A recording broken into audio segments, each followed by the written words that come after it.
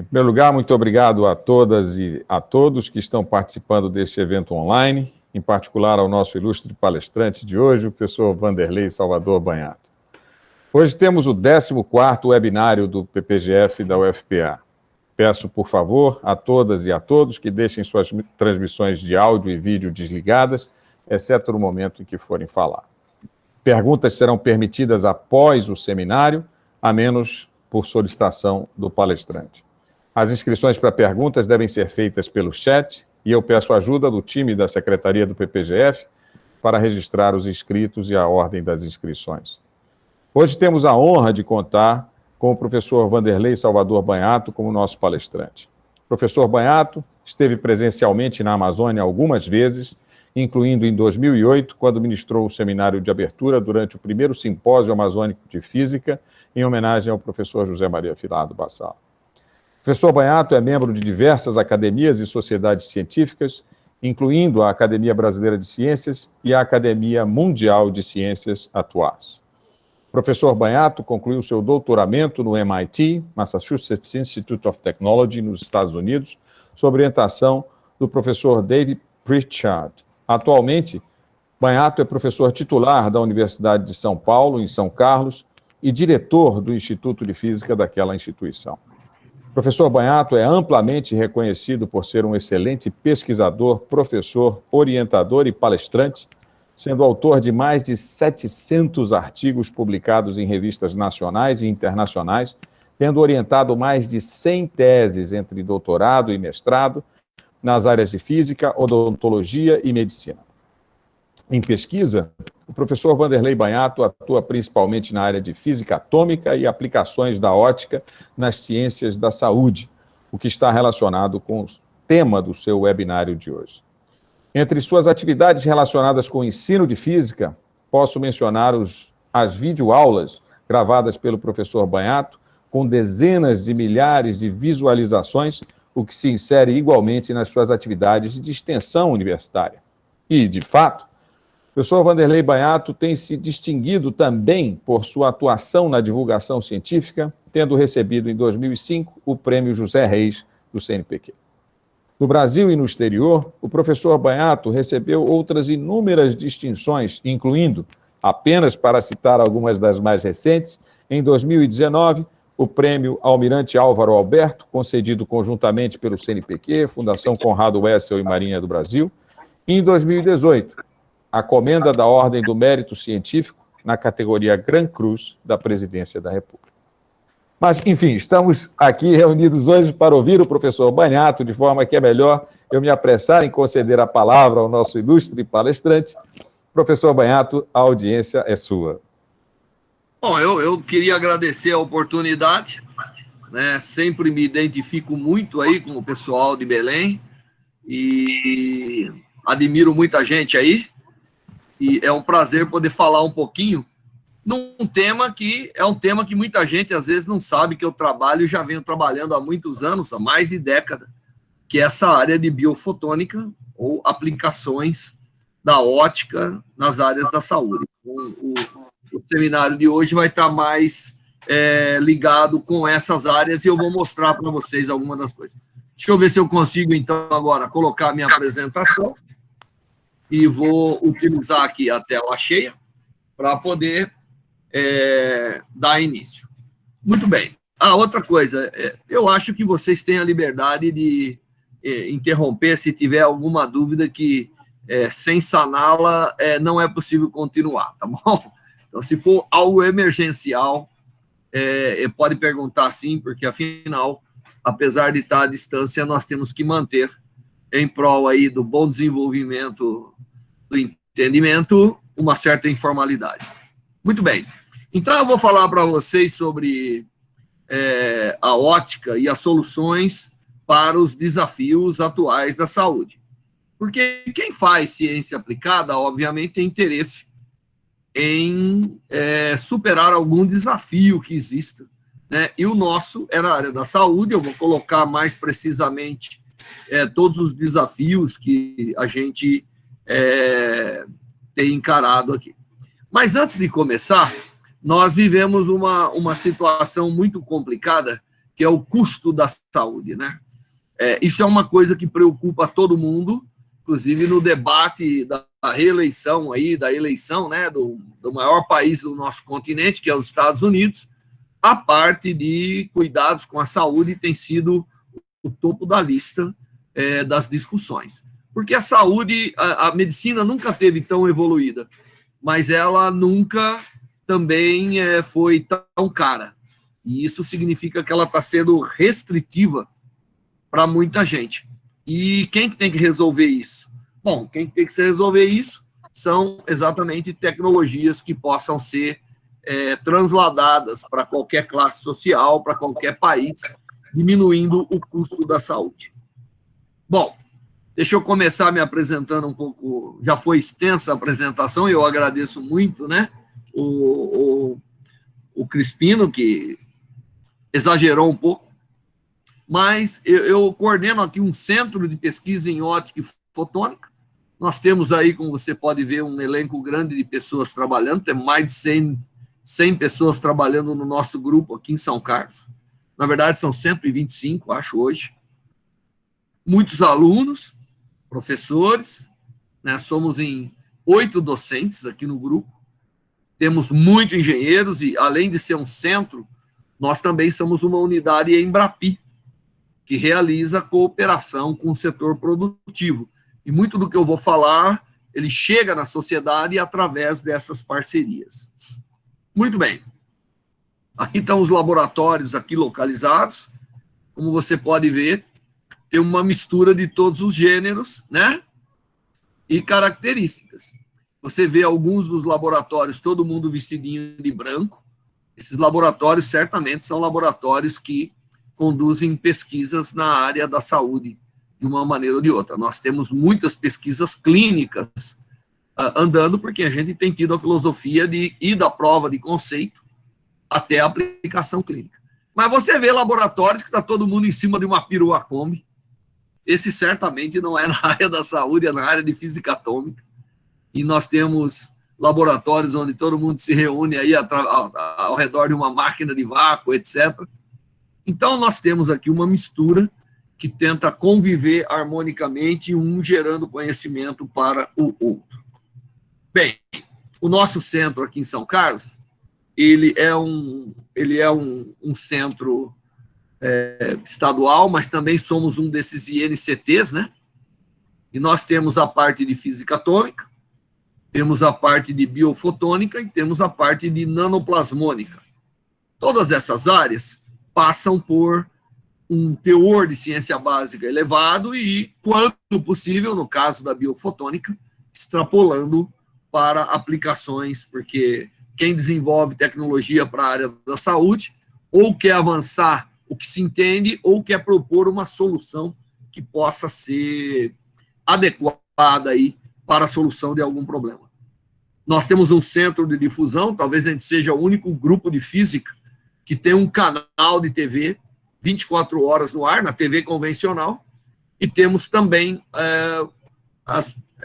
usamos muito aí o YouTube, a internet, né, programa de inovação, obviamente, e tudo que eu vou falar, você pode encontrar de uma maneira ou de outra no nosso homepage que eu estou listando aí para vocês.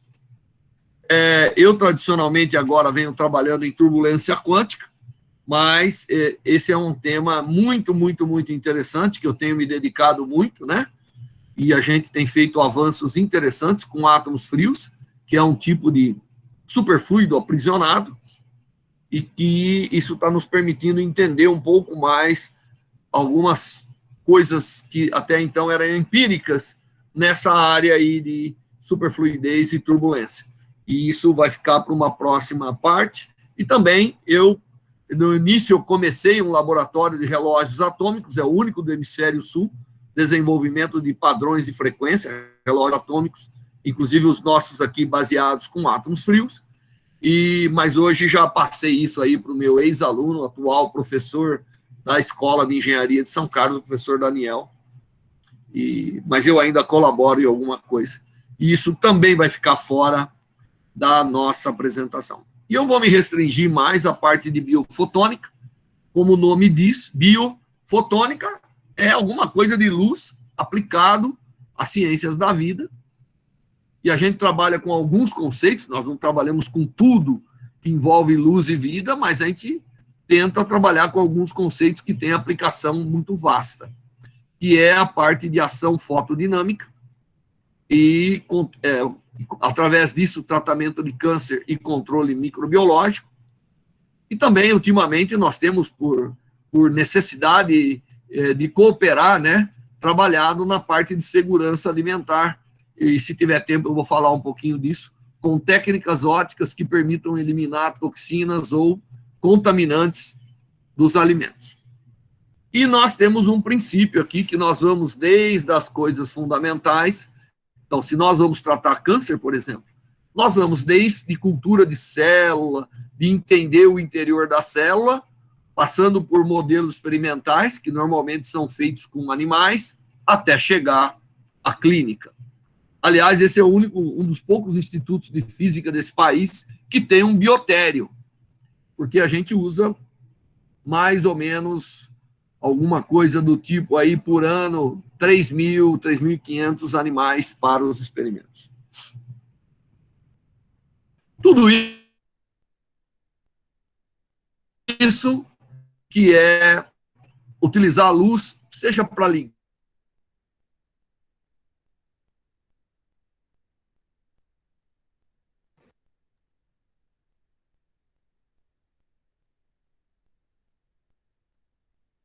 os laboratórios que trabalham com biofotônica, tem aqui um exemplo de figuras, né?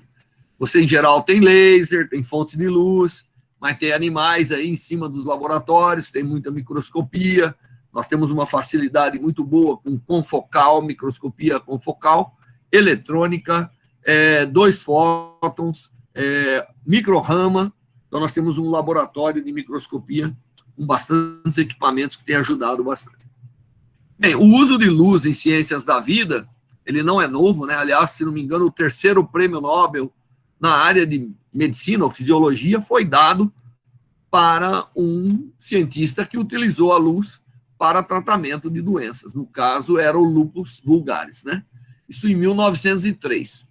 Claro que, naquela época, tinha-se pouca ideia de como que a luz interagia a nível biológico, mas ele viu que funcionou e ele deu aí as suas explicações e conseguiu fazer o tratamento, que até hoje é utilizado em muitos lugares quando drogas não são tão acessíveis. Mas eu queria falar para vocês de alguns desafios, né, que nós temos tomado como meta, como foco para os nossos desenvolvimentos. E o câncer é um dos principais, né, a gente trabalha muito com técnicas para o tratamento de câncer. Aliás, muitas delas já em uso no Brasil e fora do Brasil, e algumas já sendo consideradas para serem aprovadas pelo Sistema Único de Saúde e pelo SUS, né? Devido às suas vantagens, como eu vou mostrar. Mas nós também estamos atentos à parte de controle microbiológico, muito antes da pandemia. Agora, claro, acabou que a gente está no olho do furacão, como diria, né? Porque de primeiro nós estávamos muito preocupados com as bactérias resistentes e cada vez elas estão mais resistentes, de tal maneira que os antibióticos já não estão funcionando muito e a medicina já declarou que não está conseguindo resolver o problema e a indústria farmacêutica também declarou que nos próximos 10 anos não vai conseguir resolver o problema das bactérias resistentes e, como consequência disso, nós temos cada vez mais pessoas que vêm ao óbito devido a terem adquirido bactérias que os medicamentos atuais não respondem. E a gente tem também como um dos desafios as chamadas doenças crônicas, que seria mais a parte de complicações causadas pelo Parkinson, a parte de fibromialgia e artrose e artrite. Talvez eu não tenha tempo para chegar nessa última caixinha, né, e eu vou me ater mais às 2 primeiras. Há um tempo atrás, eu sou membro da National Academy of Science nos Estados Unidos e vou todo ano, quando tinha reunião, né, esse ano já não teve, foi online, mas eu em abril vou lá e em 2019, a atual presidente Academia Americana de Ciência, ela deu uma palestra de abertura exatamente focando no problema das bactérias resistentes, dos micro-organismos resistentes.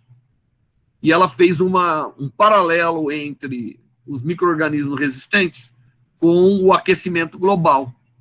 E fica muito claro que provavelmente nós vamos morrer todos devido às infecções, isso antes da pandemia, né? E o que estava acontecendo na época é que a previsão era que o mundo ia começar a gastar cada vez mais devido às bactérias resistentes. Já estava se estimando que ao longo da década agora de 2020, nós vamos atingir quase 4% da economia global gasta no combate às bactérias resistentes. 4% de todo o dinheiro que circula no mundo é muito dinheiro, né? Então, isso antes de ser lançado aí um novo vírus, e agora a gente viu que a coisa pode ser até mais complicada, porque, de repente, mais de 50% da economia global foi consumida devido a um micro-organismo que a gente não sabe lidar muito bem ainda. Mas o Covid aí não é o fim da escala, né? Nós temos aí uma sequência de doenças, inclusive a pneumonia, que é um problema e que tem que ter técnicas que vão além das técnicas farmacêuticas para você resolver o problema. Finalmente, tem um problema de segurança alimentar, porque nós estamos com um problema sério que 30%, entre 30% e 40%, na verdade, de todo o alimento produzido, ele não é consumido, né? Ou ele se perde no transporte. Entre o produtor e o consumidor, existe uma diferença entre food waste and food loss.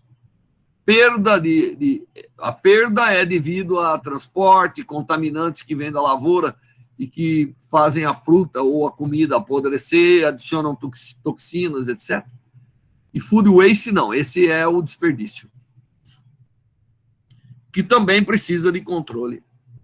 E um pouco disso tudo vem do fato, voltando aqui ao problema das resistências às bactérias, que não estão mais respondendo ao antibiótico, é que nós temos usado antibiótico em absolutamente tudo. Até os rios, tudo tem um conteúdo de antibiótico que nós usamos desde da cultura, do cultivo aí dos animais que nós consumimos, até nós mesmos, né? E é uma avalanche. Todo adulto toma 1 ou 2 antibióticos por ano, na maioria, né? Crianças, idem, de tal maneira que você vai transformando as bactérias resistentes, existe todo um entendimento por que elas ficam resistentes e assim por diante. Muito bem. Mas eu vou falar mais para vocês sobre o uso da luz, né? E quando a gente fala do uso da luz, nós temos que dividir a nomenclatura aqui. Existe a tal da fototerapia, que é só o uso da luz. Foi assim que o rapaz ganhou o prêmio Nobel lá em 1903, só com o uso de luz. Mas existe a fotoquimioterapia, que é você usar drogas combinadas com luz, e existe a ação fotodinâmica, a PDT, que é o uso de luz, uso de uma molécula que tem que ser especialmente construída ou adquirida da natureza, mas que tenha certas propriedades, e o oxigênio. E a ideia aqui é uma ideia que eu vou elaborar para vocês, que ela é extremamente interessante. E eu vou falar mais da fototerapia dinâmica ou ação fotodinâmica, que eu vou chamar muito de PDT. Bom, para você entender como é esse negócio, imagine assim, imagine que eu tenha lá um tumor ou uma doença qualquer aí que eu quero combater, ou uma célula cancerosa, ou um micro-organismo que está localizado em algum lugar, não importa. E que eu consiga fazer uma molécula que é capaz de se aproximar dessa região. Ela, em si, ela é simplesmente inofensiva. Porém, quando excitada pela luz, né, ela muda um pouco a distribuição de elétrons e ela adquire uma alta seção de choque de transferência de energia para a molécula de oxigênio. Todo mundo sabe que o oxigênio, O2, tem duas espécies, né? O singleto e o tripleto, dependendo da configuração dos spin dos elétrons emparelhados. Enquanto o tripleto, ele é um agente, um oxigênio estável, capaz de participar todo do ciclo biológico, o oxigênio singleto, ele é reativo, ele destrói aonde ele encontra. Ele tem aí uma quantidade, devido à configuração das ligações, você sabe, quando você tem um singleto, existem certas restrições da mecânica quântica que impõem a distribuição de carga, né, dependendo se a função de onda do spin é simétrica ou antissimétrica, a distribuição de carga do elétron, o resto da função de onda espacial, vai ter que seguir também de tal maneira que a função total seja antissimétrica. Muito bem. O resultado disso é que você tem uma molécula altamente reativa e que oxida aonde tiver elétrons, né, para tirar, porque ela precisa ir lá e depositar aquela energia. Então, ela acaba reagindo fortemente com o substrato biológico, levando, por exemplo, uma célula por oxidação à morte, ou um micro-organismo, né? O mesmo tipo de mecanismo funciona para os dois. Mas aí você vê que você precisa de alguns ingredientes, né? A luz, você precisa da molécula, aqui no caso eu botei uma molécula de porfinina, e você precisa ter oxigênio para poder fazer essa reação acontecer. Ocorre que esses ingredientes, exceto a luz, que nós não somos transparentes, então dependendo do comprimento de onda, você tem que ver a forma correta de entregar essa luz aonde você queira. O resto nós temos no corpo.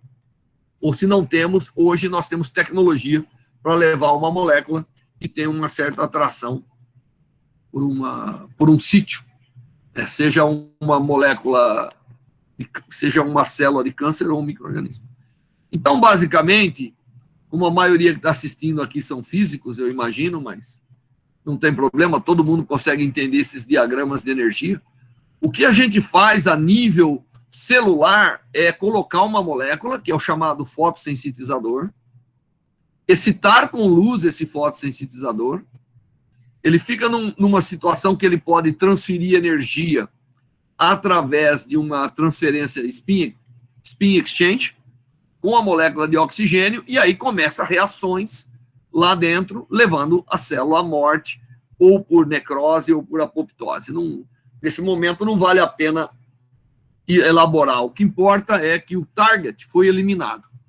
Portanto, a ação fotodinâmica é um tipo de reação com agentes físicos que leva a parte biológica à morte, seja uma célula ou seja um micro-organismo. É por isso que ela é muito boa. Porque você tem que destruir o agente. Ninguém consegue ainda consertar uma célula cancerosa para que ela fique de novo sadia. Você tem que destruir aquela, esperando que a próxima que venha não tenha o mesmo defeito. Muito bem, então essa é uma das técnicas que eu mais uso.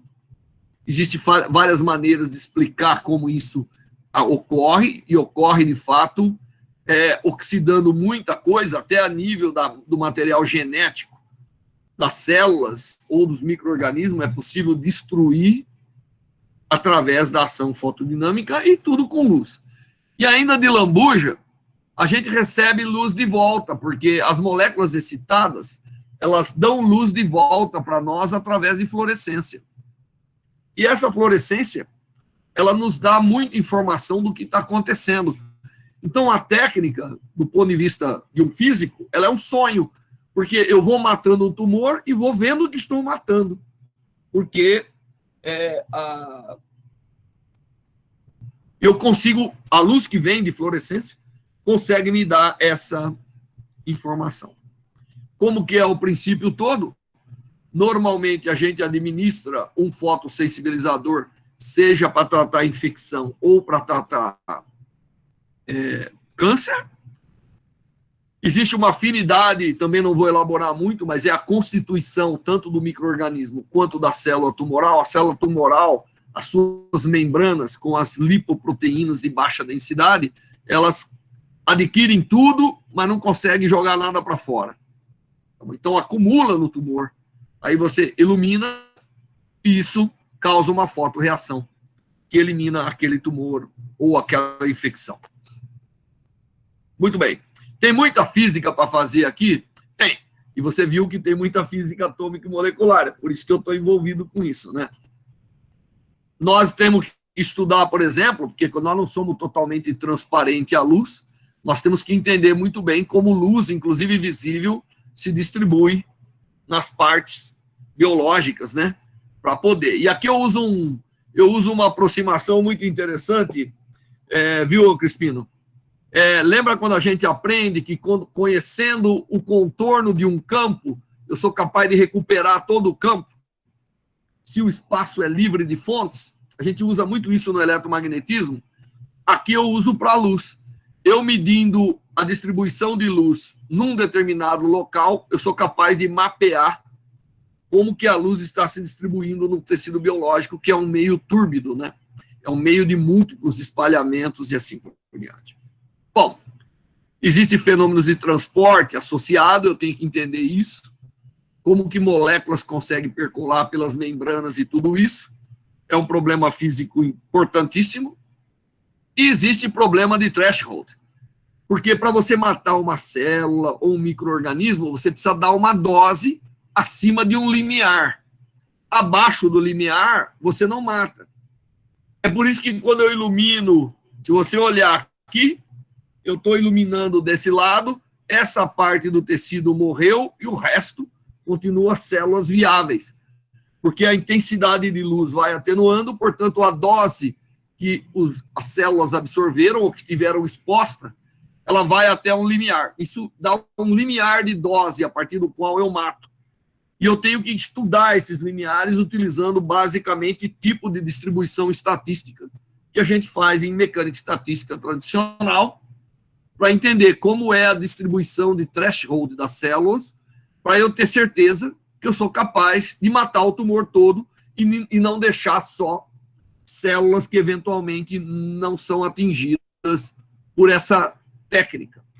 Tá bom? E fazendo isso, eu tenho que fazer todo tipo de modelo. E eu passo muito do meu tempo com os meus estudantes fazendo esse tipo de modelo. Muito bem. Aí você tem que, como eu disse, olhar a luz que volta e dali fazer equações que permitam você saber que está matando o tumor. Também não vou elaborar essas equações todas de taxa. Mas eu estou dizendo isso que é para dizer que tem muita física envolvida, né? Senão as pessoas vão achar que trata-se de uma coisa biológica e não é. Aliás, tem problemas aqui de alta complicação. Eu não diria complexidade, porque eu uso muito o reducionismo, né? Eu vou lá e vejo a nível celular. Então, eu vou reduzindo o problema de tal maneira que ele fica complicado, mas não complexo. Muito bem. Usando essa técnica, nós somos capazes, nos últimos 20 anos, eu comecei esses trabalhos em 1997. Então, já fez 20 anos. E a gente, então, depois que aprende bem e entende, nós temos que fazer muita instrumentação, que eu não elaborei, mas as fontes de luz são todas produzidas hoje comercialmente aqui no Brasil, e até exportada para muitos países, e também tem sendo produzida em outros países. Eu não inventei essa técnica, eu apenas trabalho e desenvolvo. E aqui eu vou mostrar agora exemplos da gente trabalhando com essa técnica já a nível clínico. Então, nós trabalhamos muito com cavidade oral, porque são tumores, muitas vezes, mutiladores, e uma aplicação, quer dizer, você dá uma injeção no paciente com a molécula no dia anterior e no dia seguinte faz a iluminação, e nós temos um sucesso muito grande em eliminar tumores da cavidade oral. Inclusive, aí um tumor de assoalho de boca, com um dispositivo que você entra dentro do tumor para iluminar de dentro para fora. E com isso, nós temos feito um trabalho muito interessante, tanto é que a gente tem um reconhecimento internacional bom nessa área. Isso aí é um tumor, por exemplo, na cavidade oral. Lá, se você olhar aqui, é onde o paciente não consegue nem abrir a boca. Foi feita a aplicação, alguns dias você tem uma massa morta do tumor, em 30 dias o paciente está totalmente recuperado. Isso é uma tumoração também da mucosa bucal, que vai ter que remover, a pessoa vai ficar mutilada com a boca, e a técnica tem sido muito boa para eliminar essas lesões. E nós temos aí milhares de pacientes tratados, tanto é que a técnica já está aprovada pela Anvisa. Não está ainda aprovada no SUS. Estamos começando o trabalho para aprovar no SUS agora. Aqui é tratamento de câncer de laringe, que é um problema, né? Porque muitas vezes envolve remoção, e o tratamento é extremamente bem sucedido com uma endoscopia oral, né? E o tratamento do tumor, como você pode ver aí. Nós temos tratado pessoas que não estão possibilitadas.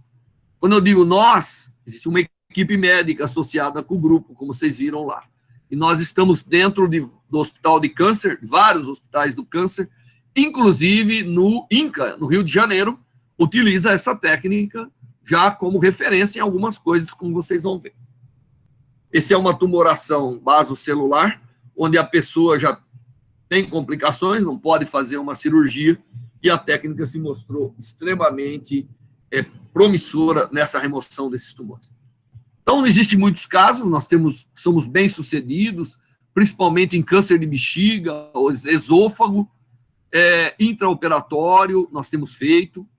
Mas o câncer de pele no Brasil é um problema sério. É um problema sério porque o câncer, embora ele seja o câncer mais fácil de resolver, ele é um dos que mutilam mais e é o de maior incidência. Se você lembra aquele gráfico que eu coloquei lá no começo, o Brasil tem hoje mais de 300 mil casos de câncer de pele por ano, novos, sem contar os velhos, os que já estão aí sendo tratados. E cada vez mais a gente tem, né? E o câncer de pele é um câncer que, em princípio, ele tem tudo para ser resolvido adequadamente por essa técnica. Então, nós temos feito um trabalho intenso de desenvolver um equipamento, que é um equipamento muito interessante, que só tem física nele, porque ele tem a fonte de iluminação, mas ele tem um sistema de fluorescência que permite coletar a imagem, dando ao médico opção de fazer uma fluorescência óptica que lhe permite identificar melhor o tumor, a sua margem e tudo isso. O aparelho é um aparelho que permite um tratamento que chama-se tratamento guiado por fluorescência. E, para esse trabalho, aí embaixo eu tenho que listar os meus sponsors, porque o BNDES botou dinheiro para eu montar 100 centros espalhados pelo Brasil, inclusive tem um em Belém, tá bom? Tem um centro aí em Belém, uma clínica que faz o trabalho dentro desse clinical trial, que a gente chama, né, ou experimento clínico multicentro. Existe uma empresa que nasceu aqui no Brasil para fazer os chamados fotofármacos, não só esse que a gente utiliza, que são as porfirinas nesses casos, mas o ALA, metil-ALA, que é usado no câncer de pele e assim por diante. Muito bem.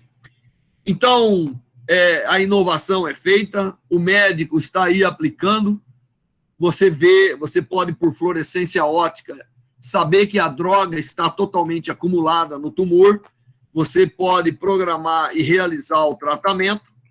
Esse equipamento foi desenvolvido aqui no Instituto de Física e depois a tecnologia transferida para empresas, né? Hoje ele é aprovado pela Anvisa. E depois faz a iluminação. Imediatamente, durante a iluminação, o médico pode verificar que aquela lesão que tinha uma altíssima fluorescência agora é uma massa necrosada. Então, talvez seja uma das poucas técnicas que permite você ver, sem ser técnica que remove, né, ou cirúrgica, que permite você verificar que, com métodos ópticos, você verifica que atingiu o grau de necrose para livrar o paciente daquela lesão tumoral. Nós temos muitas localidades, estamos também presentes em alguns países da América Latina, totalmente financiado aqui pelo Brasil, esse programa, que agora está chegando ao seu fim, porque nós chegamos a um número de muitos milhares de pacientes tratados, E aqui tem essa flechinha aqui. Ninguém botou a flechinha em Belém, mas eu acho que eu achei a foto. Peraí, deixa eu mostrar os centros para vocês. Eu tentei achar aqui um de Belém, vamos ver se eu consigo. Bom, nós temos centros espalhados por todo o Brasil, onde os médicos foram treinados, a tecnologia é instituída, e a gente espera que quando o SUS aprovar, que vai aprovar, passamos já na primeira fase, ele só não foi aprovado, porque eles acham que o custo tem que ser barateado, mas eles fizeram um erro lá, ao meu ver. Mas a gente espera que em 2 anos isso esteja disponível para a população brasileira. Bem, isso está lá em todo lugar. E como são os exemplos das pequenas lesões tratadas? Aqui é com droga tópica, se passa um medicamento que é absorvido pela pele, imediatamente se faz um tratamento seguinte, e aí em uma única visita ao médico, o paciente sai já com a lesão necrosada e ao longo das 2, 3 semanas seguintes, a pele é totalmente recuperada. Então, nós temos feito muitos tratamentos, porque são tantos centros, né? Eu tenho uma equipe que coordena tudo isso, e nós temos tratado aí os brasileiros. O ano passado, começo do ano passado, a situação era mais ou menos essa, né? Os trabalhos preliminares que nós tínhamos feito chegaram a tratar 2.300 pacientes com uma eficiência de 83%. Significa que de todo mundo que a gente tratou, 83% não voltou à lesão. Mas, no programa atual, nós tratamos mais de 7.000 e temos um sucesso de 95%. Então, 95% das pessoas tratadas, claro que tem todo aqui um desenvolvimento de estudo da lesão para que o médico faça, tem que garantir que tem oxigênio suficiente, tem droga suficiente, que a luz chegue em toda a lesão, na sua profundidade, e com isso nós temos atingido 95%.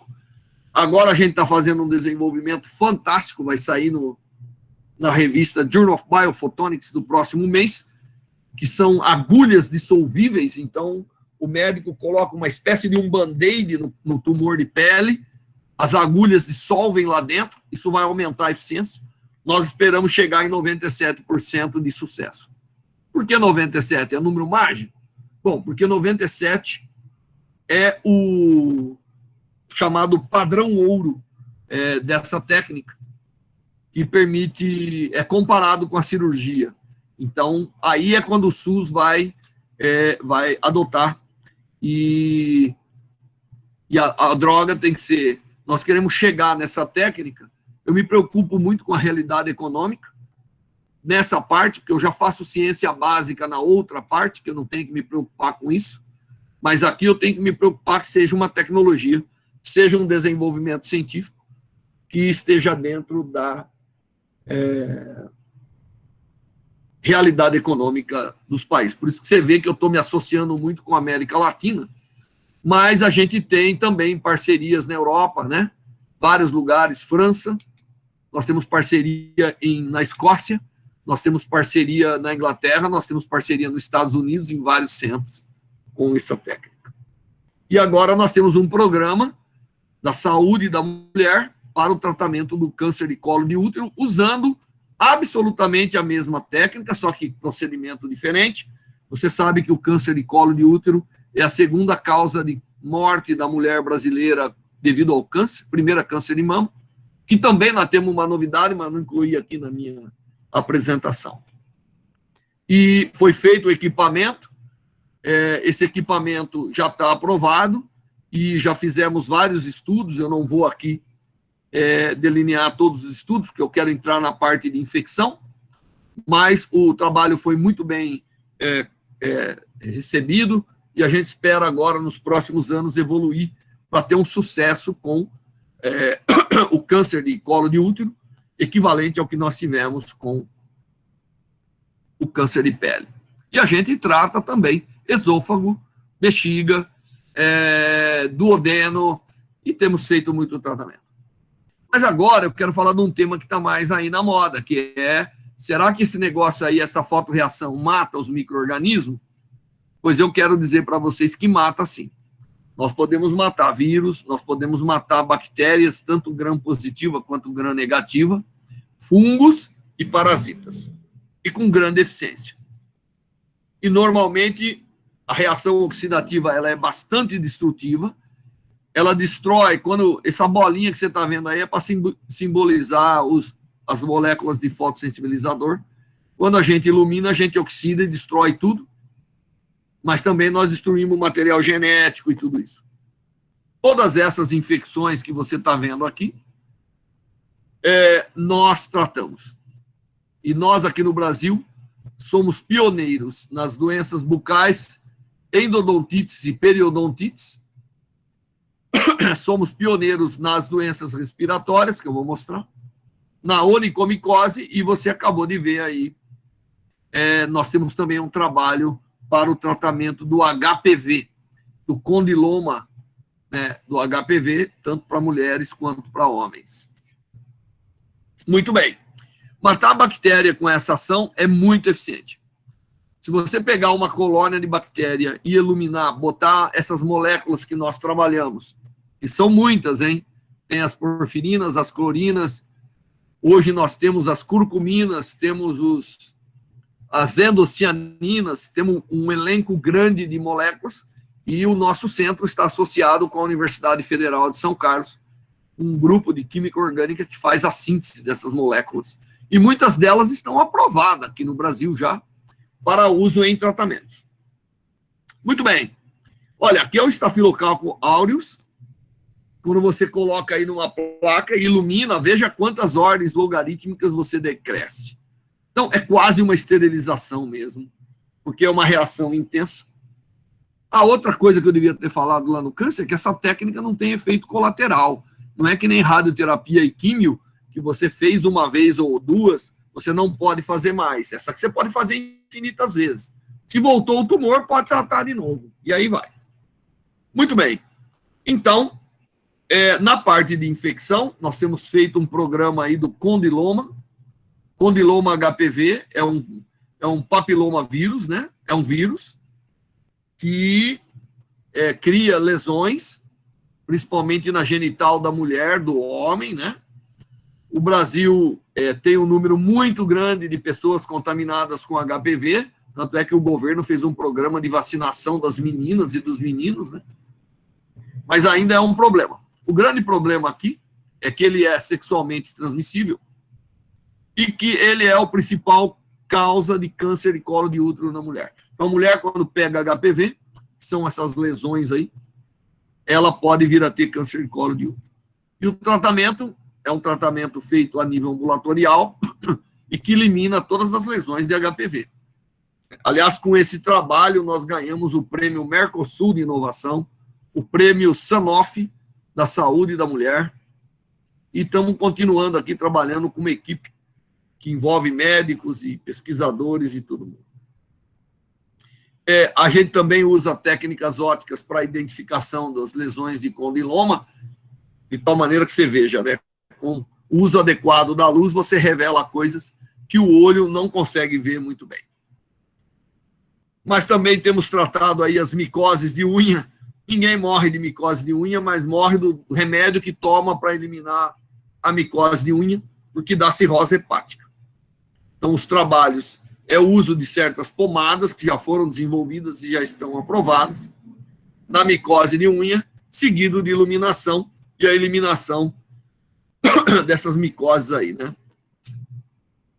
Muito bem. Agora, deixa eu entrar em algumas áreas que são mais desafiadoras. Aqui é um trabalho que nós publicamos o ano passado, começo do ano, final de 2018, nós publicamos um Nature, demonstrando que nós somos capazes de descontaminar órgãos para transplante. Tá certo?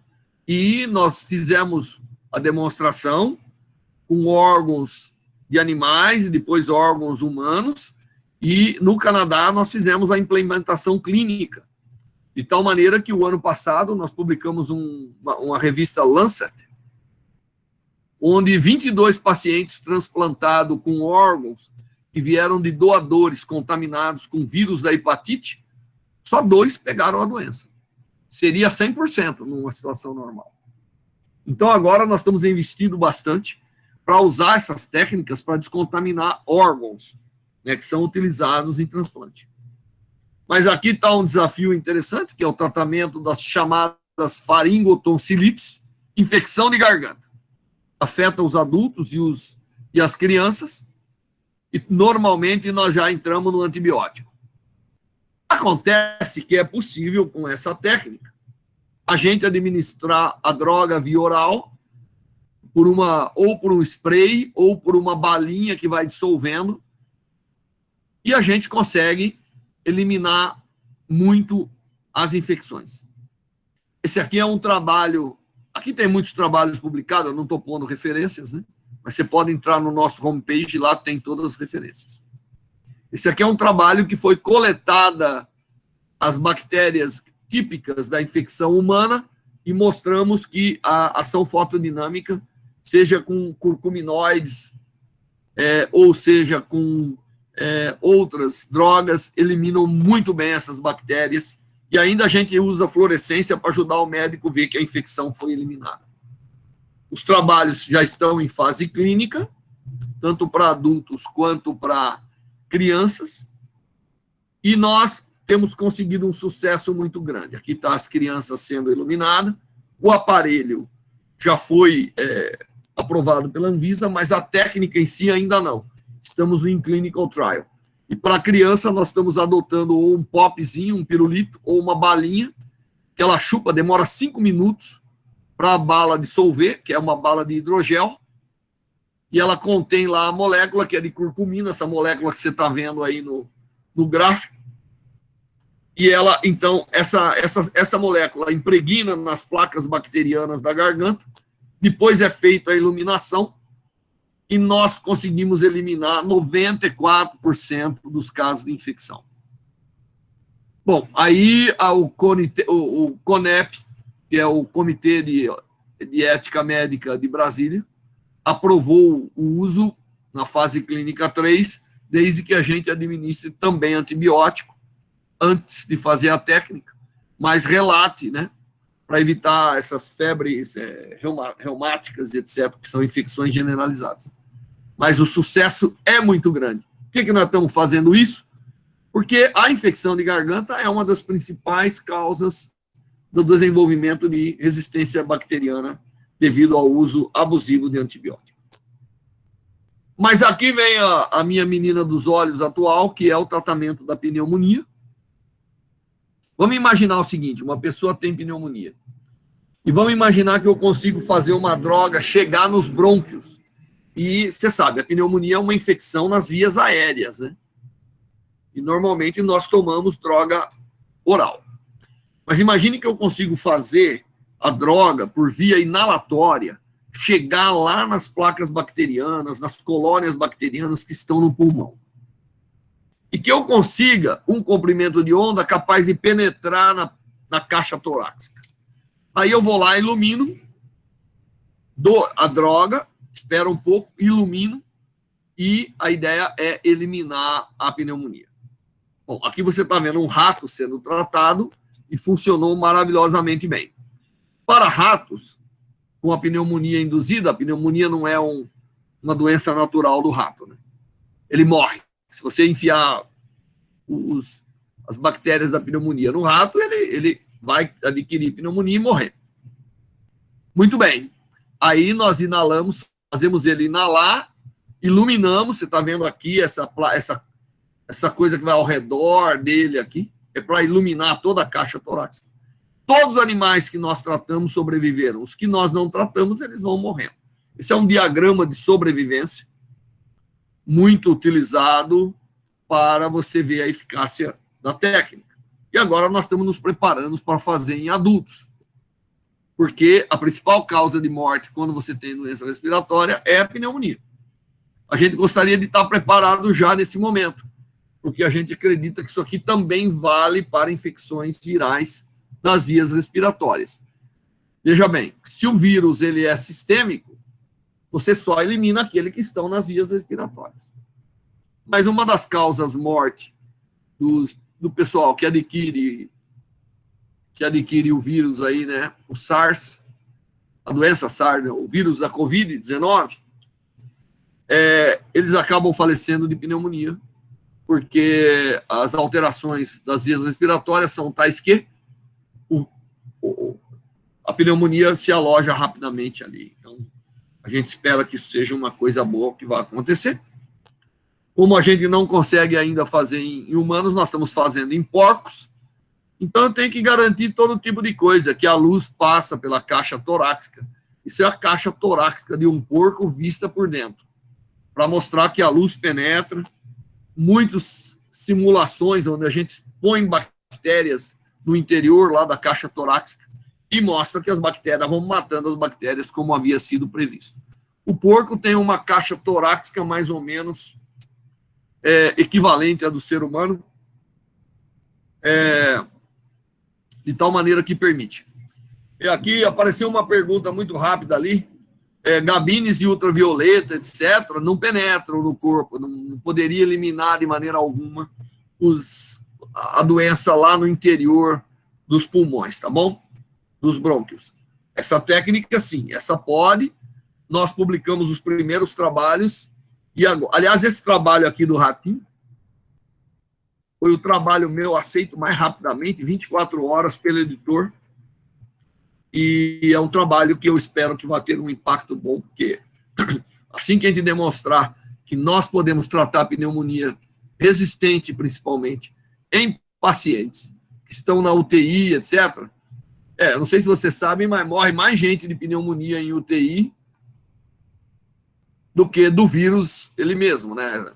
A morte por pneumonia chega aí a seus 60, 70 mil anual, né?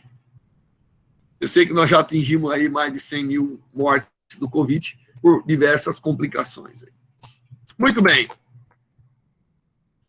Esse trabalho saiu há 2 semanas no Proceedings da National Academy of Science, e quando você intuba um paciente, as colônias bacterianas vão se aderindo a ele, e é isso que causa a infecção. Por isso que todo paciente intubado tem que receber antibiótico.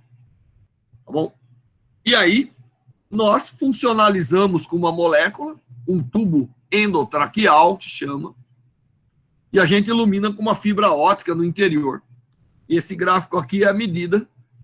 Em azul é o aumento da quantidade de colônias de micro-organismo quando você não faz a técnica, e em vermelho é quando você faz. Então, a gente simplesmente inibe o progresso da infecção devido ao paciente estar entubado quando a gente usa essa técnica. Normalmente, o paciente entubado desenvolve as placas bacterianas que migram os brônquios, como está aí, né? E isso é o que causa a pneumonia no paciente entubado. Certo? Muito bem.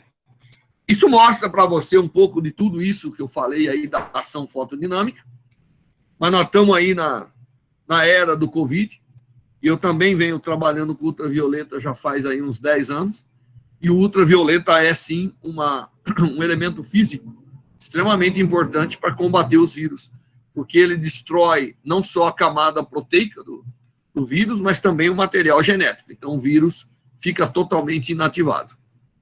E o ultravioleta que faz isso é o ultravioleta C, que está na região ali entre 280 e 100, mas o comprimento de onda mais adaptado aí, o mais recomendado é o 254 nanômetros. O ultravioleta C causa câncer? Bom, eu não diria que não, mas eu diria que causa menos do que o ultravioleta A e B. Porque o ultravioleta A e B penetra muito nas camadas e vai lá alterar as células que se reproduzem rapidamente no nosso corpo. E aí, é uma das opções para atacar o vírus. Existe a dose que precisa é muito pequena, e as pessoas estão usando, então, o UV de várias formas. Nós fizemos um monte de estudo aqui, mas o grande desafio é limpar o ar, porque aparentemente é bom limpar os tactos, onde eu pego, mas ali é menos crítico do que a respiração.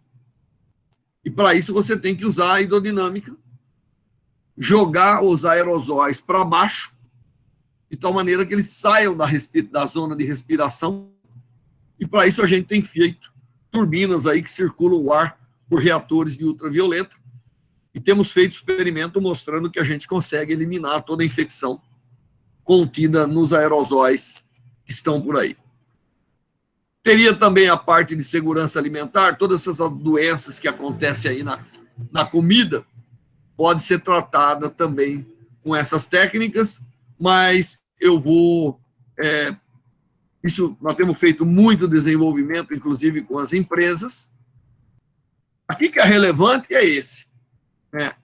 Essa técnica, eu posso usar essa molécula de curcumina que vem da cúrcuma, que é uma raiz, mas agora o pessoal sabe fazer sinteticamente. E uma técnica que nós estamos fazendo é, ao invés de pulverizar pesticida na lavoura, você pulveriza essa molécula, que ela é totalmente inofensiva, ela é natural, você pode comer que não te faz mal, e nem faz mal para o meio ambiente. E o sol, ele age matando as bactérias e os fungos e as pestes que vão pegar a planta, né? Então, a gente espera contribuir aí, inclusive, com um impacto ambiental. E nós temos um trabalho de diminuição das larvas da dengue. Bom, já não posso dizer que é a larva da dengue, ela é da dengue, ela é da chikungunya, ela é da zika, e mais um monte, né? É um mosquito espertíssimo esse. E o que se faz, então? Você coloca moléculas num lago como esse, aí as larvas absorvem essa molécula e o sol faz com que você elimine essas moléculas. Aí estão os gráficos, os ensaios, nós já estamos fazendo esse tipo de estudo em campo, com o apoio, obviamente, de muitos institutos espalhados por aí, e isso tem sido muito bem sucedido. Então, me parece que produto natural mais o próprio sol pode ser uma boa opção para uso aí na parte de preservação da agricultura, otimização e diminuição da perda no ambiente. Bom, eu acho que o meu tempo aqui está se esgotando. Segundo o meu relógio, já deu aqui 50 minutos. Então, eu acho que é um bom momento para parar e abrir para algumas questões. Deixa eu só concluir dizendo assim, olha, a gente vê as aplicações e, às vezes, acha que isso nasce sem um investimento massivo na ciência básica. Isso não acontece, né? Eu acho que Oxford está fazendo uma vacina porque investiu muito em conhecimento básico. Eu acho que Cambridge está envolvida no problema porque investiu muito em ciência básica. Eu acho que aqui é um exemplo, né? Todo conhecimento que a gente adquire em refrigerar átomos, em desenvolver lasers estáveis, precisos, para interagir com uma única transição e tudo isso, nos ajuda muito a propor técnicas e aperfeiçoar técnicas que permitam melhorar a vida do homem, né? Eu costumo dizer que só as quase 10 mil pessoas que nós tratamos de câncer de pele, se fosse fazer cirurgia em todo esse povo, já era mais do que todo investimento que fizeram no meu laboratório. O que eu quero dizer com isso? Eu quero dizer que a gente vive um momento ruim porque as pessoas não enxergam isso que a gente faz. Só quando a gente dá uma palestra assim, que a pessoa entende que às vezes você vai lá um oncologista, ele vai falar, pô, eu tenho essa técnica nova aqui que foi aperfeiçoada aqui no Brasil, eu vou fazer o tratamento em você por R$250. Mas não sabe quanto de ciência básica está incorporado com isso, né? Então, não tem nenhum desenvolvimento aplicado que não passa por um estágio de reflexão profunda e incorporação de conhecimento básico. Eu me lembro que quando eu voltei do meu doutorado, muita gente falava assim, pô, mas você fica lá investigando o pulo do elétron. De fato, eu sou um especialista em pulo do elétron, como foi Bohr e outros. Não que eu me compare com Bohr, não é isso. Mas aqui é o pulo do elétron, gente. Eu estou mudando o spin do elétron na molécula de oxigênio e ela torna-se o radical livre que vai matar uma célula cancerosa ou eliminar um vírus que poderia levar o ser humano à morte. O pulo do elétron acaba sendo fundamental para a nossa vida, mesmo que a ignorância científica assim não admita. Então, a mensagem é que a gente aqui do laboratório tem uma perfeita convivência e procura, de fato, incorporar a ciência básica nos conceitos. Claro que nós temos que aplicar, e para aplicar você tem que trazer os profissionais de outras áreas, além da física, da química. Eu tenho até matemático aqui dentro do grupo, fazendo esses modelos todos, porque nós temos muita análise de multivariável e etc. Bom, prezado professor Crispino, eu espero que o pessoal tenha entendido a minha mensagem e eu aqui me coloco à disposição para responder alguma pergunta que possa existir. Muito obrigado. Professor Vanderlei Banhato, somos nós que agradecemos pela sua excelente palestra e nesse momento eu queria pedir a todas as dezenas de pessoas que estão lhe assistindo que, por favor, liguem seus microfones para uma salva de palmas para o professor Vanderlei Banhato em agradecimento.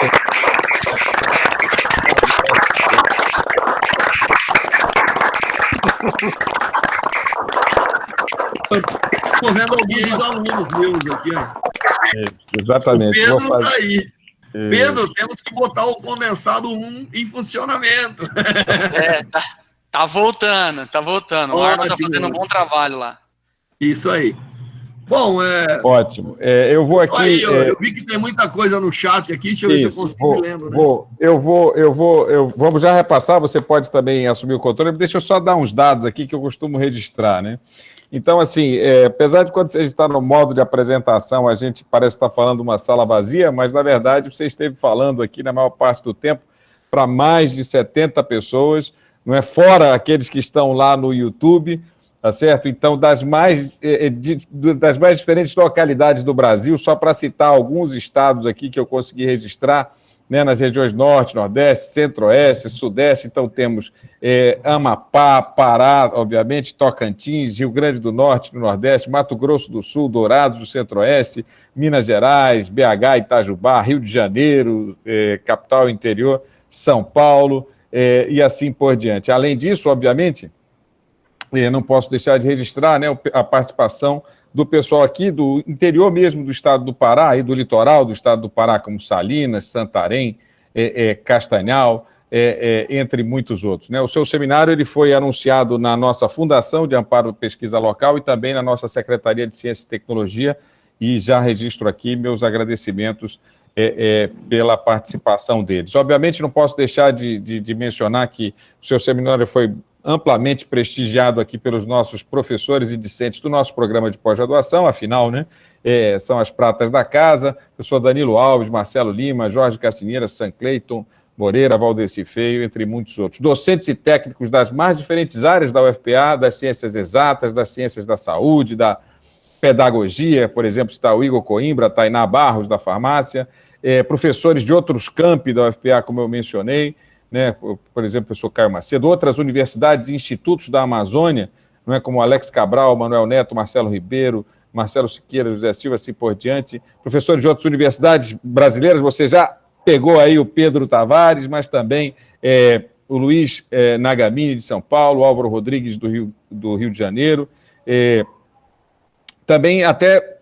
salvo engano, né, professores brasileiros, mas que estão fora do Brasil, como, por exemplo, o Anderson Gianotti e assim por diante, né? Eu gostaria de registrar aqui o meu reconhecimento ao professor Banhato, não é, que é esse nosso exemplo, né? Quer dizer, obviamente, se você entrar no currículo dele, você não precisa nem que eu mencione, né? Mas desse físico plural, que serve de inspiração para todos nós, quer dizer, uma pessoa que se dedica amplamente, não é, à pesquisa, ao ensino e à extensão. Professor, o senhor é uma representação viva, não é, daquele profissional que todos nós aspiramos ser um dia, tá certo? Então ficam aí meus parabéns. Passemos, então, as perguntas, quer dizer, o Marcelo Lima, aqui da UFPA, professor da UFPA, já tinha registrado uma pergunta. O senhor pegou aí a questão das cabines de Eu já li a pergunta aqui. Exatamente, mas ele tipo falou... de luz, né? Exatamente, certo. Se o senhor gente quiser usa... conduzir suas respostas, fique à vontade, professor. Não, a gente usa luz visível e luz infravermelho. Está na região visível e infravermelho da radiação eletromagnética. Usa o nome luz, como você mesmo disse, para lembrar que é mas deveria dizer radiação eletromagnética na região visível e infravermelho. Essas são as que a gente usa. Então, são totalmente não ionizadas, exceto a parte final, onde a gente usa ultravioleta, mas lá não é para a iluminação direta das pessoas nesses tratamentos. Muito bem. Gabines de descontaminação para os carrinhos de compra de supermercado por luz, aqui seria ultravioleta. Olha, ultravioleta, ele é microbicida, ele mata vírus, só que do jeito que está se fazendo, a única coisa que você está descontaminando é o carrinho, né? Porque bota todas as compras dentro do saquinho, embrulhada e tal, não descontamina nada. Eu acho que o melhor é o seu cuidado pessoal em limpar as coisas. É uma coisa mais útil do que tentar botar todas as compras e passar num túnel. Não vai descontaminar as compras, porque o perigo está lá na prateleira onde todo mundo pega, né? Ali está o maior perigo. Mas eu tenho a impressão que, infelizmente, eles não penetram e não esterilizam o volume e não estão fazendo nada, essa concepção que tem agora aí de túnel para passar o carrinho de compras. Aí tem a pergunta do Sérgio Souza. Oi, desculpa. Isso, não, se o senhor vai conduzir no chat, eu vou ficar caladinho aqui, só ouvindo suas respostas. O Sérgio Souza pergunta sobre se cada tipo de tumor tem um comprimento de onda diferente. Sim, dependendo do tumor, a gente usa um comprimento de onda diferente, uma droga diferente, porque tenta-se fazer uma molécula que tem afinidade àquela célula tumoral. Então, para câncer de bexiga é um tipo, para câncer de pulmão é outro. Agora, tem drogas que, o problema todo é a iluminação. Normalmente as drogas têm afinidade, exceto algumas que você injeta na corrente sanguínea, ela nunca sai do sistema circulatório, ela adere às paredes, então elas são boas para tratar coisas vinculadas à vascularização e doenças do sangue. Muito bem. Pergunta, quais desafios, aqui o Jefferson, quais desafios de se fazer PDT em órgãos internos? Estômago, pâncreas? Olha, o desafio é fazer a luz chegar. E para isso nós usamos todo tipo de tecnologia com fibras ópticas, endoscópios devidamente preparados, colonoscópios devidamente preparados, broncoscópios devidamente preparados, e isso tem funcionado, tá certo? É uma área em crescimento e normalmente quem faz, normalmente não exige cirurgia, mas tem que ser feito por um profissional da medicina, de preferência um cirurgião oncológico. O cirurgião oncológico, ele sabe muito bem o que ele pode matar, porque o que ele matar vai sair dali. E você não quer, por exemplo, num câncer de esôfago, deixar uma fístula, deixar um buraco, que aí o pessoal vai morrer de infecção, né? Então, tem que ser feito com o devido cuidado aí, o que é verdade para qualquer tratamento oncológico. A Laura pergunta saber por que essa técnica pode ser utilizada várias vezes no tratamento do câncer, diferente da químio. Porque ela não deixa sequela. A químio, ela modifica permanentemente o tecido. E, às vezes, não é nem a região. A radioterapia, por exemplo, uma mulher que teve câncer de mama e ela removeu a mama, ela vai sofrer uma radioterapia, todo aquele tecido vai ficar alterado para sempre. E se ela tomar uma segunda dose, aquele tecido vai ter complicação. Na quimioterapia, você toma uma dose, você tem alterações a nível metabólico, e que se você tomar outra depois, dependendo do nível, também pode causar, a consequência pode ser grande. O efeito colateral dessas terapias são realmente barra pesada. Aqui não, aqui iluminou, matou no local, você pode repetir a terapia fotodinâmica infinitas vezes, que não deixa sequela e não acumula nada para a próxima terapia, se for necessário. A Cláudia diz que o trabalho é relevante, muito obrigado. Precisamos avançar na divulgação científica. Eu concordo. A população, aqui em São Carlos, eu tenho um centro de tratamento de fibromialgia que recebe mais de 100 pessoas diárias. Desculpa. Semanal. Ele é localizado na Santa Casa. Vem gente de todo lugar, Minas Gerais, Rio de Janeiro. As pessoas não têm a mínima ideia que isso saiu, de se entender melhor como que a gente usa o ultrassom conjugado com luz, etc. Nasceu dentro dos laboratórios.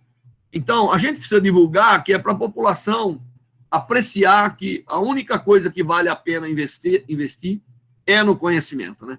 Sem ele, é difícil fazer uma sociedade avançar. Então, nós temos que, sim, convencer todo mundo e divulgar. E isso é um pouco da nossa obrigação, né? Quem faz ciência tem que ter a obrigação de divulgar e convencer os outros que a sua ciência é relevante. Eu já vi físico dizendo, não, o que eu faço não serve para nada. Não, o que a gente faz pode não servir para nada agora. Mas, olha, depois que eu me for, o que eu deixar vai ser um legado que vai construir um amplo leque de solução, né? Acho que essa seria a resposta. A parte aqui, o Danilo, né, me pergunta, a curcumina é considerada por especialistas uma substância naturalmente anticancerígena. A curcumina, as moléculas de curcumina são antioxidantes. Mas quando ativada por luz, ela se torna o bicho-papão. Tá certo? E ela é boa porque ela se destrói.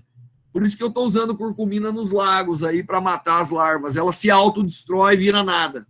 Vira pequenos fragmentos que a natureza absorve sem problema. O mesmo acontece com o corpo, né? Além do que, curcumina é uma molécula extremamente saudável, barata.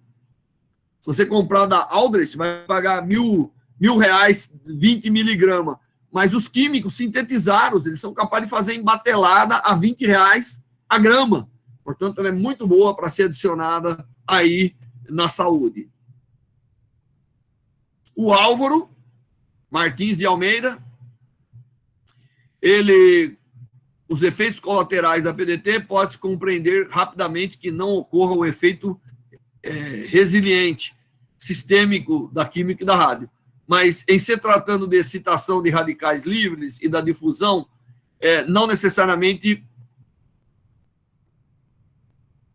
local dos fotossensibilizadores, a avaliação dos efeitos, sim, a avaliação dos efeitos sistêmicos e são inexistentes. Em todos os pacientes que nós tratamos, a gente acompanha durante anos, nenhum apresentou efeitos, exatamente por ser uma técnica in situ, tá certo? E quando a molécula excitada, ela tem que transferir imediatamente a energia. Aí ela vira nada de novo, vai ser eliminada. Então, não temos nenhum efeito desse tipo. O William Carvalho pergunta se na área da física médica, quais seus conhecimentos acerca da atuação desse profissional no mercado de trabalho brasileiro. Desde já, obrigado. Bom, o físico médico, ele trabalha mais com radiações ionizantes, né? Eu trabalho com radiações não ionizantes, exceto no caso do ultravioleta, mas é um profissional importante na área Mas eu acho que a gente deveria usar a física médica não apenas como técnicos de cálculo de radiação, mas como desenvolvedores de tecnologia.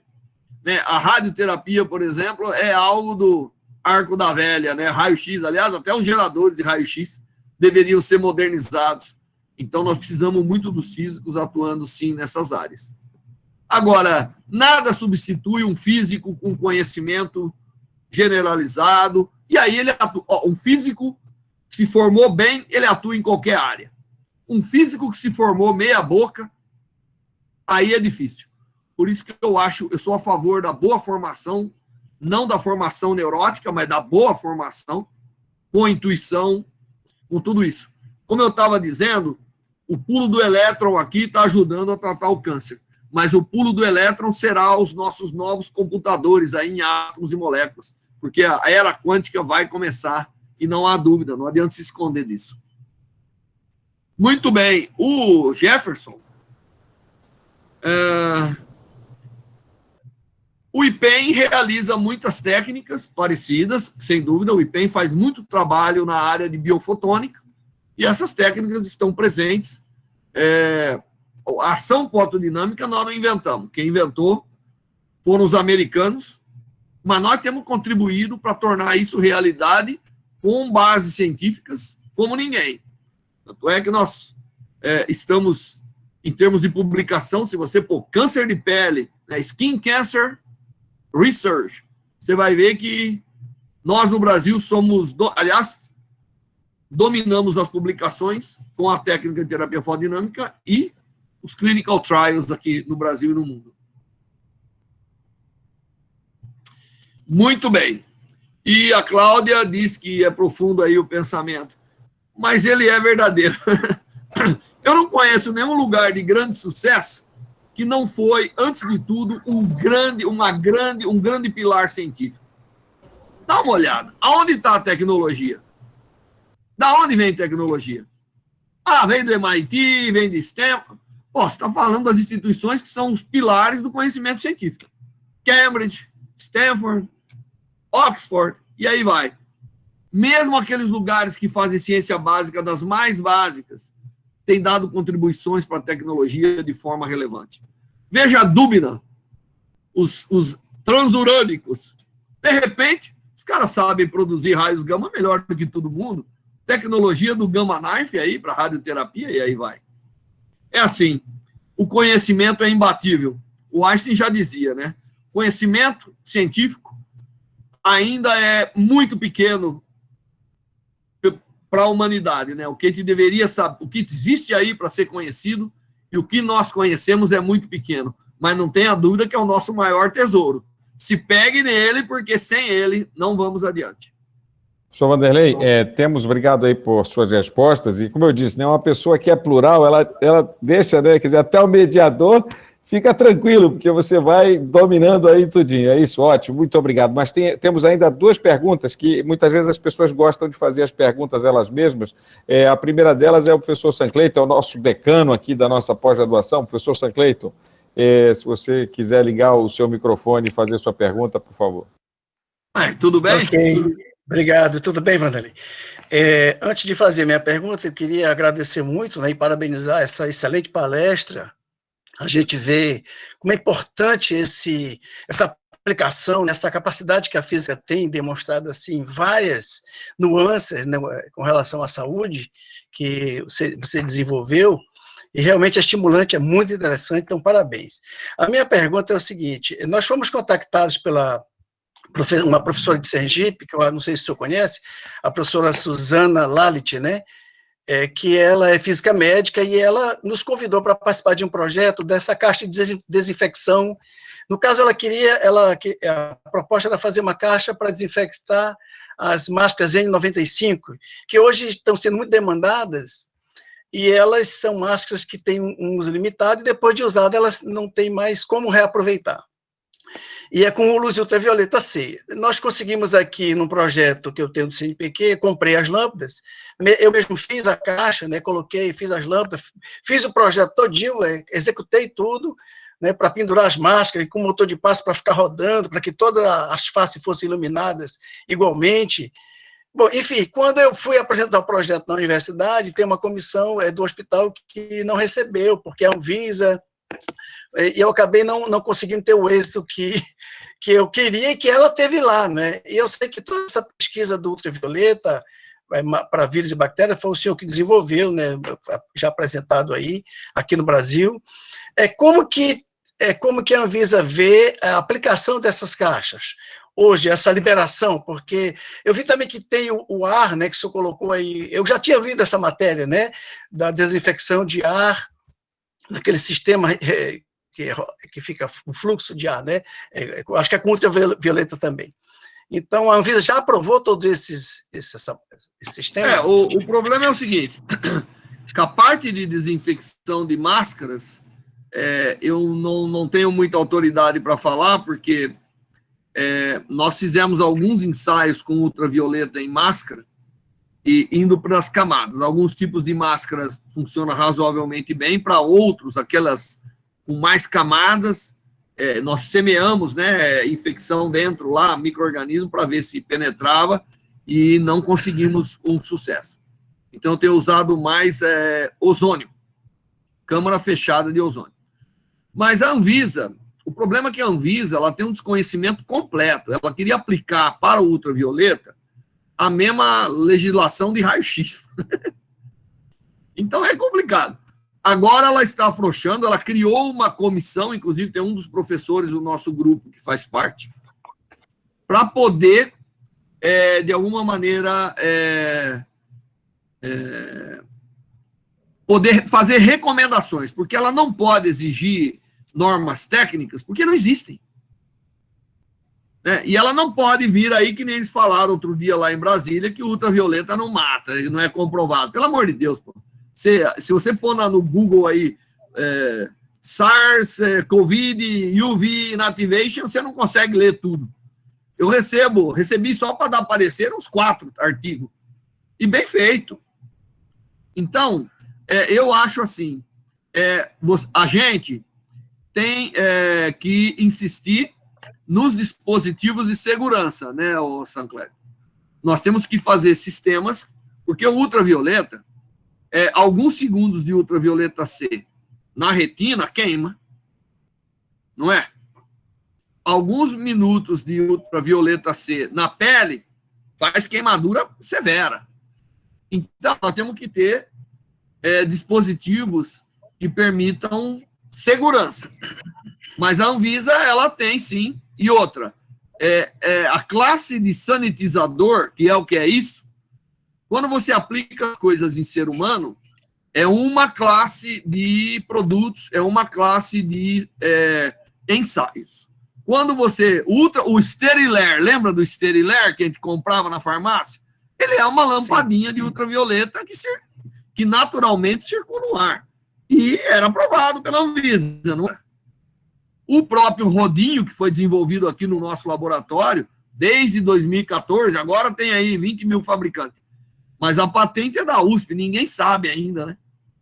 E eu pedi para deixar quieto, porque ninguém vai, no momento de crise, começar a levantar o que não precisa. Porém, ele é aprovado, ele é registrado na Anvisa. Ele não precisa... Ele não cadastrado, desculpa. Ele é um produto de não uso humano. Entendeu? Então, a câmara de máscara, você tem que esclarecer muito bem que trata-se de um dispositivo de sanitização para não uso humano. Agora, com a parte de máscaras, há uma série de problemas acumulados aí. Tanto é que a gente recomendou para a própria Anvisa que recomendasse que as máscaras fossem identificadas para o próprio usuário se sentir mais confortável, né? Então, eu vou lá, uso durante o dia, botei a mão, suei, fiz tudo que eu não devia. Aí eu boto dentro da câmara e eu mesmo uso aquela máscara. Isso é perfeitamente possível. E aí parece que alguns lugares estão fazendo isso. Mas você tem que explicar para os médicos que a Anvisa não requer aprovação de sanitizadores que não sejam para uso no ser humano. E esse circulador de ar também, ele é cadastrado, porque ele é um sanitizador de ar, ele não é para sanitizar o ser humano. Ele é como se eu pudesse fazer um spray de álcool aqui. Aliás, outro dia alguém me perguntou, você já olhou que o seu sistema mata mesmo o vírus? Eu falei, e você já olhou se o álcool gel que você compra na farmácia foi testado no vírus? Tem certas coisas que a ciência construiu bases robustas para a gente saber. Não é? Porque as pessoas vêm pedir o impossível. Você acha que eu vou contaminar A gente tem feito salas, inclusive, com aerossóis para poder testar esses circuladores de ar e tudo isso. Mas é assim, é Anvisa, mas eu acho que é melhor assim do que de qualquer jeito. Certo. Agora, tem que convencer, tem que fazer um bom relatório científico. Lá na Anvisa tem pessoas muito boas. um bom relatório científico, um bom argumento científico de convencimento, muitas vezes funciona. Ok, muito obrigado. Obrigado. Parabéns aí pelo projeto. Todo mundo tem que ajudar de alguma maneira. Perfeito, exatamente. É uma excelente iniciativa que está sendo replicada aí pelos diversos cantos do Brasil. Então, parabéns aos envolvidos. Gostaria de agradecer, então, ao Sam Clayton e também a todos aqueles que registraram suas perguntas no chat. Tem muitas mensagens aqui com felicitações e agradecimentos, né? O pessoal do YouTube também está registrando, né? Quer dizer, parabéns, muito obrigado, inspirador. O professor Marcelo Costa de Lima aqui também registrou, né, o excelente seminário. Temos mais uma pergunta que a pessoa queria fazer. Gislailson, você quer, então, ligar o seu microfone e fazer a sua pergunta? Sim, professor. Então, bom dia. Parabéns, professor, pela fala, pela palestra. Muito obrigado mesmo. Durante a sua fala, o senhor falou que procura reduzir os problemas ao nível celular ou molecular, se eu não me engano, né? De maneira que torna esse problema complicado, mas não complexo. O senhor poderia falar um pouquinho mais a respeito disso, por gentileza? A melhor palestra de diferença de complicado e complexo eu aprendi no Vaticano, por um matemático da Índia, que é membro da Academia do Vaticano. E, de fato, o problema complexo é diferente do problema complicado. O problema complexo é o problema que pequenas alterações de condições de contorno já criam um problema complicado, você não consegue lidar adequadamente com as equações que você tem e, ao mesmo tempo, ter uma solução boa. O que a ciência faz, nesse caso, é reduzir um problema complexo a tal ponto que ele domine, né? Então, o sistema biológico é um sistema complexo, de fato. Se escrever algumas equações que representasse, nós não vamos conseguir, porque é um sistema que realmente complicam todo o resto. Então, a classe de complexidade, que normalmente se resolve de outras formas, ela pode ter uma ação se você usar o reducionismo, se você reduzir a um subsistema onde a gente consegue lidar. Então, é isso que eu quis dizer. Se eu for imaginar a droga que eu injeto, todos os caminhos que ela pode percorrer, aí depois eu vou pegar a luz, que tem múltiplos espalhamentos, nós temos organelas, nós temos células, nós temos interfaces de milhões e milhões de constituição e tamanho. É um problema que não dá para resolver. Então, eu reduzo a célula e tento entender qual é a química, a fotoquímica que está acontecendo na célula ou na sua vizinhança. Então, eu reduzo muito o problema. Eu primeiro faço pesquisas com células individuais no laboratório, para depois ir para um tumor, que está longe de ser uma célula individual, né? Inclusive, a ação sistêmica, ela é complicada, só a vascularização que alimenta um tumor é um problema já de alta complexidade. Então, é isso que eu quis dizer, né? Mas eu trabalho com turbulência. Turbulência é um desses problemas que a gente se surpreende a cada momento, né? Mas lá eu uso outro approach. Eu uso o approach de observar o macro e tentar tirar regras empíricas, conservação de fluxo de energia, etc., que são coisas macros. Lá eu perco a estrutura microscópica. Aqui eu vou, de fato. Então, lá eu simplifico esquecendo um monte de coisa. Aqui eu simplifico olhando uma coisa muito pequena. Não sei se eu te satisfizo, Gislaison. Sim, professor. Sim, tá sim. Muito obrigado. Mas muita gente confunde o que é complicado com o que é complexo. Mas eu acho aí que o pessoal aí de Belém são expertos nisso. Eles poderiam explicar muito melhor que eu a diferença desses conceitos. Tá bom, senhor. Muito obrigado. Gislailson, muito obrigado pela sua pergunta e todos aqueles que participaram com suas perguntas e comentários, nós agradecemos. Professor Banhato, realmente é uma palestra ímpar, uma oportunidade, como foi registrado aqui pela Cláudia, né, e tantos outros. Nós gostaríamos, assim, infelizmente, né, quer dizer, essas restrições de segurança para evitar invasão nos fez limitar um pouco o acesso. Então, assim, abrimos para o YouTube também, assim, com a sua permissão, se possível, pretendemos deixar esse seu webinário disponível para que as outras pessoas que não puderam, né, por essas restrições, que infelizmente tivemos que tomar medidas, possam assistir posteriormente. Então, com a sua permissão, faremos isso, né, professor? Depois eu lhe consultarei sobre isso em momento oportuno. Mas, para finalizar, então, professor Banhato, eu gostaria de pedir novamente a todos que ligassem, nós ainda 1h30 de palestra já, né, praticamente, ainda temos aqui mais de 60 pessoas participando desse momento e desfrutando dos seus conhecimentos. Então, eu gostaria de pedir a essas pessoas que, como um ato final aqui desse nosso encontro online, que ligassem seus microfones para uma salva de palmas final de agradecimento por essa palestra excelente. Muito obrigado mais uma vez.